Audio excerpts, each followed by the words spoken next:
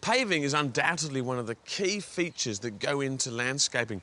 But what you might not know is the word paving actually refers to all sorts of different hard surfaces, things like asphalt, concrete, and this stuff here is actually known as segmental paving. And there are two main types, rigid and flexible.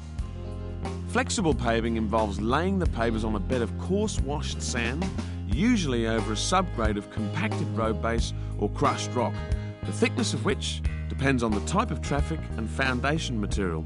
And to lock it all together, grout sand is swept into the joints. Now, rigid paving, which is the way these pavers have been laid, involves pouring a reinforced concrete slab and then bedding the pavers down on a bed of wet mortar or tile adhesive, very similar to tiling, and that results in a rigid profile throughout. Bear in mind that some manufacturers of large format pavers will only give warranty if the pavers are installed in this way. Something to consider when choosing a paver, because this will probably increase the cost of the job. Now, something you need to know is that the rigid paving technique requires a lot of skill and is definitely best left to the professionals. However, the flexible technique is a little bit easier and certainly achievable by the home handyman. If you end up laying the pavers yourself, you must allow for drainage. Always slope the paving away from buildings wherever possible and install suitable drains to cope with the heaviest of downpours.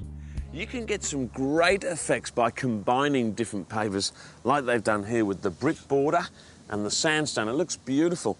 But what's interesting here is that these have been laid using the flexible technique over a sand bed and then grouted. But because they're on a sand bed, you get a little bit of movement, and that's caused the grout to crack and eventually break down. Now, you wouldn't get that if these were laid on a rigid bed.